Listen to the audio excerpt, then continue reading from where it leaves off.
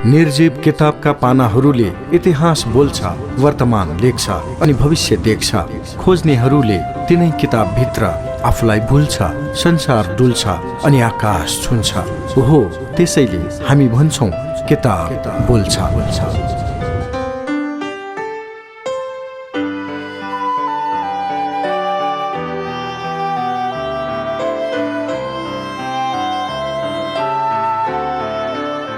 नमस्कार, स्वागत छ कार्यक्रम किताब बोल्छ। कार्यक्रम किताब बोल्छमा समाजले निकै रुचाएको, चर्चा परिचर्चा भइरहेको महत्त्वका विषय केन्द्रित पुस्तक वाचनकै माध्यमबाट तपाईलाई सुनाउने कार्यक्रम हो। कार्यक्रम किताब बोल्छ प्रत्येक साँझ 4:45 बजे प्रसारण हुन्छ र यसको पुनः प्रसारण बिहान 12:15 बजे तपाईँ सुन्न सक्नुहुन्छ। कार्यक्रम किताब बोल्छमा हामी वाचन गर्दैछौँ सरदार पण्डित राममणि आचार्य दीक्षितको पुराना सम्झना। केशवमणि आचार्य दीक्षितद्वारा सम्पादित यो पुस्तक 2029 साल श्रावण 17 गते प्रकाशित भएको हो। श्रीमती नलिनी देवी आचार्य दीक्षित शान्ति निकेतन पुस्तकालय गैरीधाराद्वारा प्रकाशित इतिहासका रोचक प्रसङ्ग समेटिएको यो पुस्तक हलन्त बहिष्कारलाई ध्यानमा राखी सिर्जना गरिएको छ। यस पुस्तकको शब्द र भाव लेखककै हामी मात्र वाचन गरिरहेका छौँ। हरिवंशको श्लोक संख्या करिब 12,000 भएकाले दामाशाहीले रोजको 270 श्लोक पाठ गर्नुपर्ने कुरा मैले अन्दाज गरेको थिएँ। पहिलो दिन महात्म्य पाठ गरी अर्थ सबै सुनाए र पछि अध्याय अरू पाठ गरे। अध्याय पछि त्यसको सारांश छोटकरीमा सुनाऊ भन्ने हुकुम बमोजिम छोटकरीमा अर्थ भन्ने गर्दथे। विशद अर्थ सुनाउन टाइमले नमिल्ने हुँदा यो क्रम गर्नु परेको थियो। हरिवंश मैले 2 महिनाभित्र समाप्त गर्नु परेको थियो। हुकुम अनुसार व्यवस्था मिलाउन यो भन्दा अरू उपाय थिएन। आचार्य वर्णनमा श्री 5 महावबाट चाँदीका पञ्चपात्र, कर्मपात्र, घडा, हिराको औँठी, पीताम्बरको धोती, उपरणा, रेशमी अलखा, साफा, कुण्डल, रामरो आसनीको गद्दी, वालिष्ठ, कुशासनी असल रङ गरी वरण गरी बकसिएको थियो। पाठ गरिसकेपछि पुष्पाञ्जलीमा 5 थान असर्पी थिए। पाठ राम्रैसँग प्रारम्भ गराइ बकसियो। श्री 5 खलकप्रति मेरो भावना अर्कै थियो। नेपालका अधिश्वर खलक हामी नेपालीका अवस्था केन्द्र। परिस्थितिले श्री 3मा शक्ति र शासन बार भएको थियो तापनि स्वामित्व श्री 5 खलकैमा थियो। यदाकदा महाराज चन्द्र पनि हाम्रा मालिक खलक, हामीले उहाँहरूको नुन खाएका छौँ, बेमानी गर्नु हुँदैन भनेर हाम्रो सामु भन्नुहुन्थ्यो। यस्ता कुरा हामीले श्री 3बाट सुनेका थियौँ। यो उहाँको आन्तरिक भावना वा राजनीति हो, हामीलाई विचार गर्ने दरकार थिएन। मलाई यस्ता कुराले श्री 5हरूप्रति झन बढी भक्ति पैदा गराउँदथ्यो। श्री 5को सदा उन्नति होस्, बढी बढाओस्, यहाँहरूमा सुख सुविधा सदा रहोस् भन्ने भावना मेरो थियो। श्री 5 मावबाट आफ्नो कुलैको उद्धार गर्ने अभिप्रायले यो शुभ कार्यको उठान गरी बकसिएको हो। पहिलेदेखिकै भक्त सेवक सम्झी बकसी म माथि यत्रो काम सुम्पी बकसिएकोले मेरो हृदय हर्षले गदगद भएको थियो। मैले पनि अति विशुद्ध भक्ति राखी पवित्र भई यो महापुराण सुनाउन थालेको थिएँ। सुननेमा 2 बडा महारानी मात्र होइबक्सिन्थ्यो। एवं क्रमले 45 दिनसम्म मैले हरिवंश सुनाएको थिएँ। बराबर पुराण पाठ गर्ने बेलामा श्री 5 अधिराज पनि श्रद्धालीन सुन्न पाल्नु हुन्थ्यो। मैले पुराण सुरु गरेको 7-8 दिनपछि श्री 5 अधिराज र मास्टर तुलसीमान दुवैजना भएर राफलमा प्रश्नका किताब नजर भई तिमी कसो छोरा पाउँदा रहेछौ हेरौँ है त भन्ने हुकुम भई प्रश्न नजर भयो। अनि पछि त्यसको परिणाममा एउटा भिजिटिङ कार्डमा तुलसीमानजीबाट ए फाइन बोय भनेर लेखाइ मलाई बकसियो। यो कार्ड अझै मसँग मौजुद छ। यसरी प्रश्न हेरी हुकुम भएको केही दिनपछि मलाई एक पुत्र भएको थियो। यसै गरी फागुन 16 गते रोज 6 का दिन पुराण साङ्गे गरे। त्यस दिन श्री 5 मावबाट प्रसन्न भई दिल खोलेर पुराण समाप्त गरी बकसियो। पुराणो आफ्नो मानछे भनेर खुबै मेरो प्रतिष्ठा भयो। नगदमा पुग नपुग 5,000 र सुनमा 35 तोला असर्फी र सुन साफला करिबकसी गणेश बननी छाकमा 1 पाथी दुध दिने गाई बक्सेको थियो।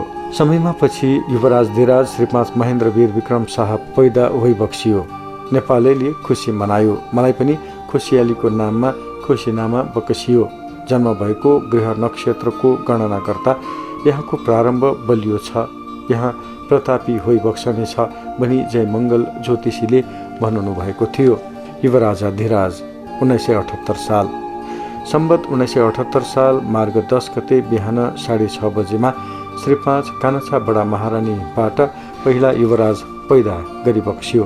म बिहानदेखि दरबार गएको थिएँ। श्री 5बाट आज यही भात खाऊ भन्ने भयो, उही खाएँ। श्री 5 अधिराजको पनि ममाथि पुरा निगाह थियो। 2-4 दिनमा मलाई दरबारमा खाऊ भन्ने हुकुम हुन थियो। यहाँको म विश्वसनीय थिएँ। बराबर मलाई श्री 3 कहाँबाट रुपैयाँ ल्याउने काम हुकुम हुन थियो। श्री 5 को हुकुम श्री 3 मा जाहेर गरी कयौं पटक मैले रुपैयाँ बोकेर ल्याएको छु। रुपैयाँ लग्यो, श्री 5 मा दाखिला गर्यो। वहाँबाट मलाई कवज बकसिन थियो। कुनै श्री 3 मा पेश गर्यो र श्री 3 बाट निशाना लियो। कुनै श्री 5 कै कवच आफैसँग राख्यो। आज युवराज पैदा भएकोमा रुपैयाँ राखन श्री 3 12 बजे सवारी भयो र रुपैयाँ राखी बकसियो। खुसियाली मनाइएको थियो। सिंहदरबार फिरती सवारी हुँदा मलाई डाकी बक्सियो र म सिंहदरबार गएँ। महाराजबाट रु 6,000 को नोट बकसेर श्री 5 का हजुरमा दाखिला गर भन्ने हुकुम भयो। यसै कामलाई रहेछ भन्ने लाग्यो। तर एकैछिनपछि मलाई हुकुम भयो, ए राममणि, युवराजलाई किन युवराजा धिराज भनेको हँ? युवराजा धिराज भनेपछि महाराजा धिराजलाई ओच्याउँदैन? युवराज भन्नु कति ठुलो कुरा हो। हेर, सबै मुलुकमा उत्तराधिकारीलाई युवराजै भन्दछन्। युवराजको अर्थ थाहा छ? हेर, यो 20 नोभेम्बरको इङ्ग्लिसमैन अखबार, यसमा युवराज की जय भनेर अङ्ग्रेजीमा लेखिएको छ। युवराज भनेको के रहेछ बुझ। श्री 5 अधिराजलाई पनि यो सबै विनती गर र यो अखबार पनि नजर गराऊ भन्ने भयो। अधिराज भन्नु त सरकारलाई मात्र ठिक हुन छ भनेर पनि भन्ने भयो। म सरासर आएर रुपैयाँ श्री 5 मा टक्र्याएँ। हुकुम भएका सबै कुरा पनि विनती गरेँ। अखबार पनि नजर गराएँ। अधिराजबाट सबै कुरा ध्यान दिएर सुनि बकसियो। अखबार पनि नजर भयो। अनि मलाई हुकुम भयो। महाराज बुबाले भनेको मलाई पनि ठिकै लाग्यो। उत्तराधिकारीलाई युवराज भन्दछन्। तर हाम्रो यहाँ यही चलन भयो। यो फरक भाषा मात्र हो। क्राउन प्रिन्स, बलिबहद, युवराजाधिराज, शाहज्यादा, यी सब उत्तराधिकारीका बारेमा चलेको छ। प्रिन्स चाहिँ कुमार साहेबज्यू युवराज भनिनछन्। जेठो युवराज धिराज हो, अरू युवराज हुन् भन्ने हुकुम भयो। उहाँको कुरा सम्झाउने तरिका र भाषाको मार्मिकतालाई बुझ्ने प्रवृत्ति देखेर म ज्यादै प्रभावित भएको थिएँ। यस कुरामा बोल्ने ठाउँ नै थिएन। सरकारबाट हुकुम भएकै कुरा मैले श्री 3 महाराजका हुजुरमा जाहेर गरेँ। यसमा महाराजाबाट श्री 5 अधिराजलाई युवराज धिराज बनाउन मन रहेछ। भइगयो, हामी त्यसै भनिदिउँला, मलाई त केही छैन भन्ने भयो। श्री 5 महाराजा धिराज पृथ्वीका 4 चिठी 1979। आज सम्बत 1979 साल साउनको 30 गते सोमबार हो। श्री 3 महाराजबाट श्री 5 महाराजा धिराज पृथ्वी वीर विक्रम शाहदेवबाट आफ्नै बाहुलीले लेखी बकसेका पुराना 4 चिठी मलाई बकसियो र लौ हेर भन्ने हुकुम भयो।